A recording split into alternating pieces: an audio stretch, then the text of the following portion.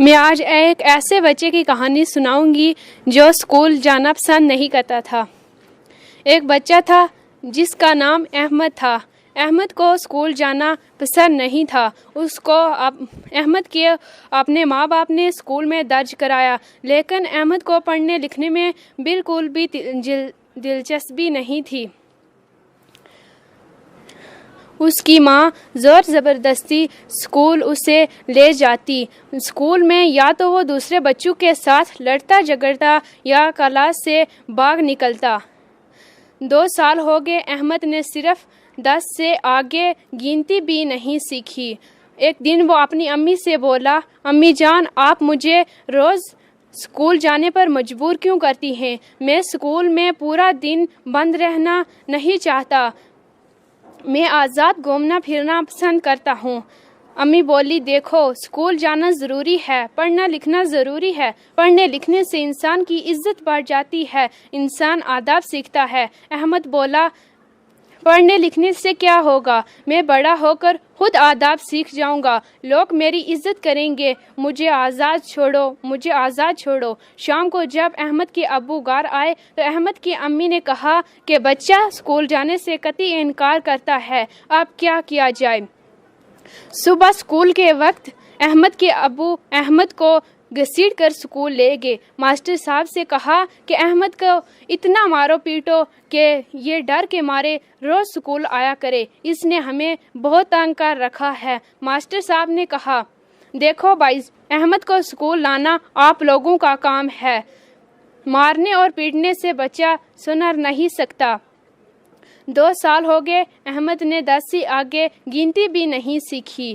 دوسرے بچے تو ساری کتابیں پڑھتے ہیں اور پوری گنتی لکھتے اور پڑھتے بھی ہیں، لیکن احمد صرف غیر حاضر رہتا ہے۔ اگر کسی دن اسکول آتا بھی ہے تو لڑتا جھگڑتا رہتا ہے۔ اس دن بھی احمد آدھے دن کے بعد اسکول سے بھاگ گیا۔ گھر میں جب اس کے ابو اور امی نے اس کو ڈانٹا تو اس نے کہا کہ آپ لوگ جتنا مجھے مارو گے تو میں پھر بھی اسکول نہیں جاؤں گا۔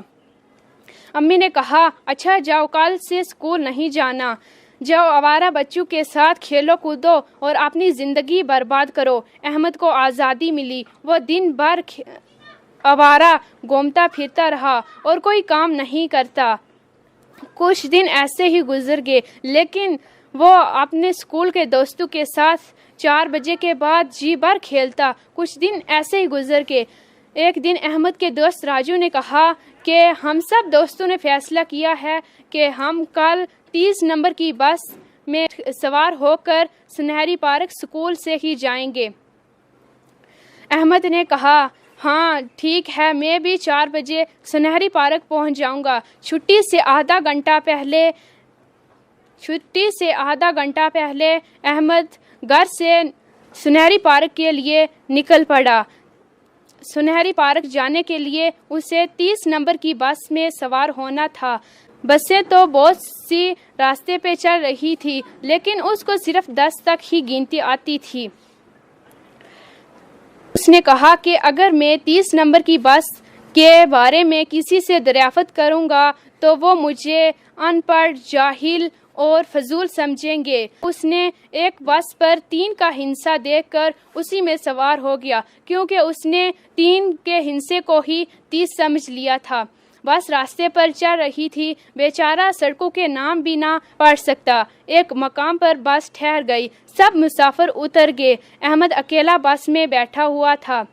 ڈرائیور نے کہا، سب لوگ اتر گئے، تم کیوں نہیں اترتے؟ بس تو یہیں تک آتی ہے، لیکن تمہیں جانا کہاں ہے؟ احمد نے کہا، مجھے سنہری پارک جانا ہے۔ ڈرائیور نے کہا، تم تو 3 نمبر کی بس میں بیٹھ کے، تمہیں 30 نمبر کی بس میں بیٹھنا تھا، وہی تمہیں سنہری پارک لے جاتی۔ احمد پریشان ہو گیا۔ ڈرائیور نے کہا، تم اب اسی بس میں بیٹھے رہو، میں واپسی پر تمہیں 30 نمبر کی بس میں بٹھاؤں گا۔ جب واپسی پر احمد کو ڈرائیور نے 30 نمبر کی بس میں बिठाया तो वो सुनहरी पार्क पहुंचा। अब शाम होने को भी तैयार थी। सब बच्चे खेल कूद कर घर जा चुके थे। अहमद बहुत मायूस हुआ। अपने आप से कहने लगा, मैं कितना बेवकूफ़ हूँ, मैं अनपढ़ रहा, अब मैं खूब पढ़ूंगा, लिखूंगा और एक अच्छा आदमी बनूंगा।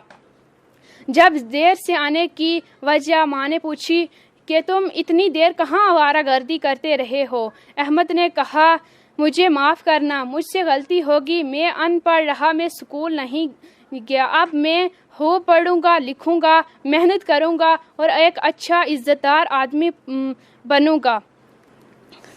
तुम कल मेरे स्कूल के कपड़े तैयार रखना, मैं वादा करता हूँ कि मैं स्कूल रोज़ जाऊंगा। इस कहानी से हमें यह सबक मिलता है कि इल्म बहुत ज़रूरी है।